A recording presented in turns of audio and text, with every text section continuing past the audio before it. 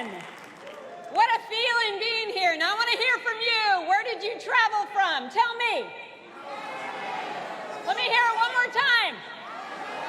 All right, this is where change makers come to feel connected, recharged, define what's at stake, and what we can do to fix it. This conference is living and breathing solidarity, and I am all in for it. And for my CWA sisters and brothers in the room, it's Thursday and we wear red. We honor the blood that's been spilled on the picket line and the blood that we share as a union family. I know the power of solidarity because I've lived it. As a brand new flight attendant at United Airlines, the company failed to pay me. With a balance of zero in my bank account and no idea how I could even eat that day, I went down to the airline office and asked why I hadn't been paid and what was going on. They had no answers, and for the first time, I felt like I was just a number in an HR file. The tears started to roll when I felt a tap on the shoulder, and that changed everything. I turned around and saw someone standing there who looked a lot like me. She was wearing the same uniform anyway. Otherwise, I'd never seen her before. She's holding her checkbook and asking me how to spell my name. She hands me a check for $800, and she says, number one, you go take care of yourself. And number two, call our union. I did call our union, and I had my paycheck the next day. And that's when I learned the power of being a part of a union. They fought for me in a way that I couldn't fight for myself. I learned that in our union, we're never alone. The Association of Flight Attendants was formed to beat back discrimination that ranged from quitting at age 30 or stepping on a weight scale until 1993. The great labor leader, Mother Jones, said, the aristocrat gang of thieves made the ladies, but God Almighty made women. The flight attendants, 80% organized, claimed our place as women, and even fought to make sure that men could have the same rights as us on the job. And we were at the forefront of LGBTQ rights because it doesn't matter who you love, it only matters that you love. And that is the spirit that led flight attendants to take on big tobacco and win, and it's the spirit that led flight attendants to declare we wouldn't work flights that facilitated the administration's evil policy of family separations.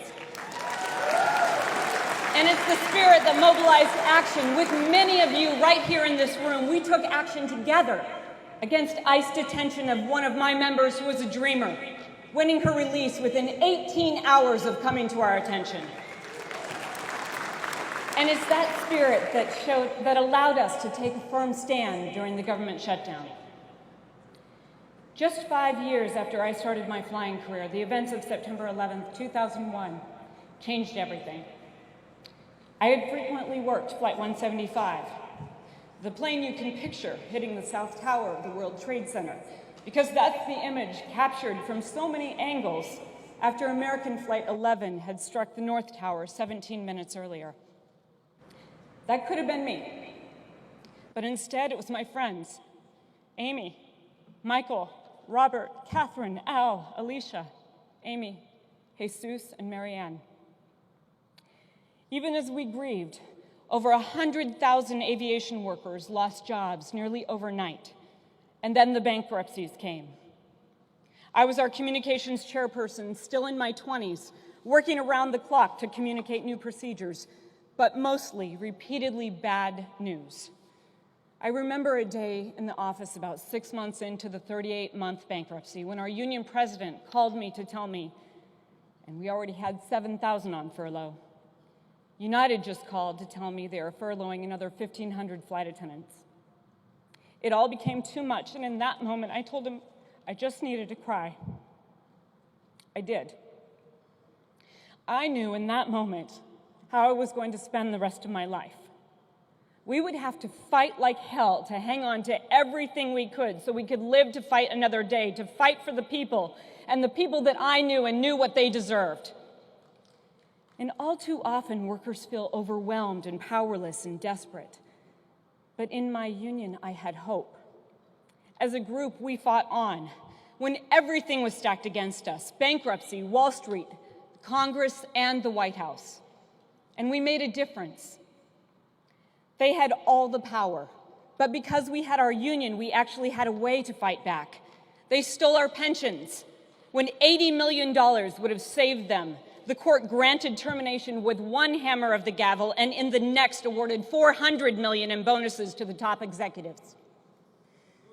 But we fought back, and because we fought, we doubled the amount they planned to pay for a pension replacement plan. Mother Jones tells us, you will fight and win. You will fight and lose. But above all, you must fight.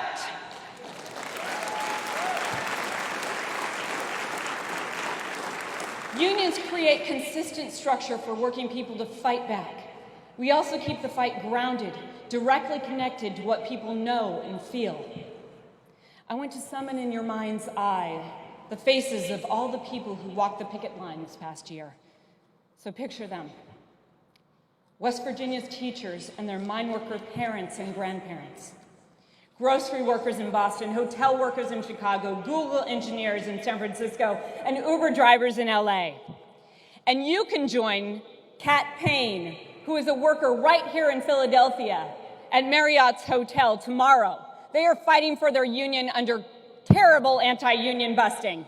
And you can make a show of solidarity with those workers at the Marriott Philadelphia Downtown Hotel. Meet tomorrow at 1 p.m. outside the registration booth at the corner of Broad and Race. We'll see you there. All of these fights matter. We're connected. We have to recognize our power comes from the ground, not on high. When the teachers of West Virginia were grappling with whether or not to strike, the bus drivers told them, "We've got your back. Not a single bus will drive students to school." Too often, we don't understand our own power. But look around. It's all of us, together.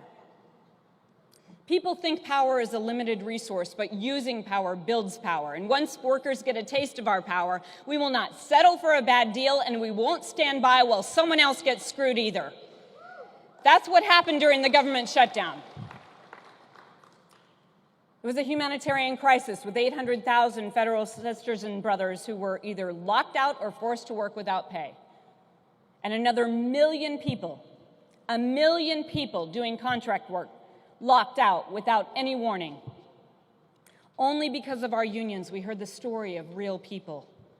During the shutdown, agencies were handed down memos from the White House to tell federal workers they were forbidden from speaking up to anyone about how they were faring during the shutdown.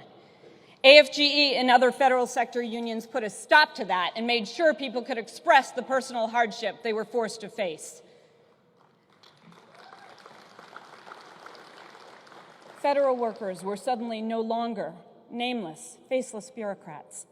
The stories made them human to the public.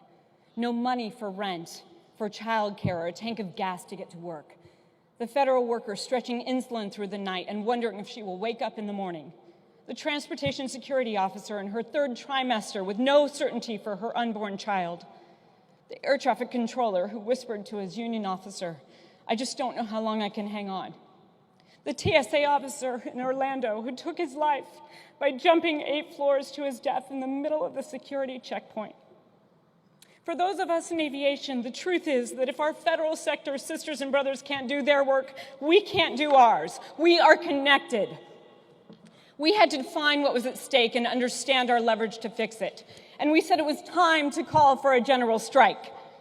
But we have to understand that the strike is the tactic. Our solidarity is the power. Calling for a general strike first and foremost made clear who had the power. When it seemed there was no answer and no end in sight, labor led the way. The shutdown ended not so much because a few grounded flights in LaGuardia, but because those 10 air traffic controllers who couldn't safely do their jobs any longer signaled a much more powerful threat to the GOP. Labor was rising, and the very last thing they could allow to happen in this process was to let us taste our power. They saw that they nearly lost everything because we were about to expose the facade that they are the ones in control. Some thought the shutdown was about a wall. If you were looking on social media or network news, it appeared that the wall was already built as the country seemed bitterly at odds over racist fear-mongering. But it was all a lie. I spoke with transportation security officers who told me that if it weren't for the stress of not getting a paycheck, they'd never been happier at work. Normally, the security checkpoints are less than pleasant, but instead of grouching during screening, people said thank you. They were kind, they offered help. Most people want to choose kindness. We pull together when things get bad. I saw it after 9/11, and I saw it during the shutdown. Americans like to feel solidarity. The public had to face people hurting in their everyday life, and that built solidarity, a force stronger than gravity. Our lives and our well-being are completely tied together with workers in Mexico, Canada, China, and Germany. Yet politicians in every country seek to divide us, pit us against each other. We as a movement are not automatically on the right side. We have to choose to be. We have to live that choice. I learned the hard way at the bargaining table with some of the world's most powerful corporations, stacked even with the power of the bankruptcy court, that solidarity and the courage of working people is the greatest force for good in human history. So Netroots Nation, let's use it. Spread the word that the labor movement belongs to all working people. Women, people of color, young people, join unions, run unions.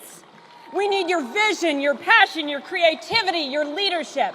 So say it with me. Unions belong to all working people. If we understand this, we can change the world. With our unions, we have equal standing with owners. Women have equal pay. We have a voice, a means to drive change.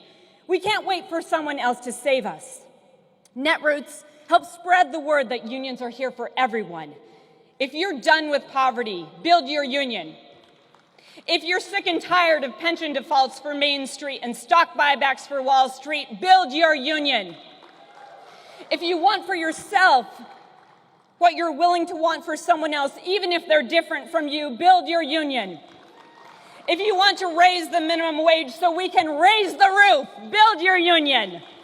If you know that our freedom depends on human rights for all, build your union. We don't have to wait for the next election when we have a union. The power of solidarity gets results right away.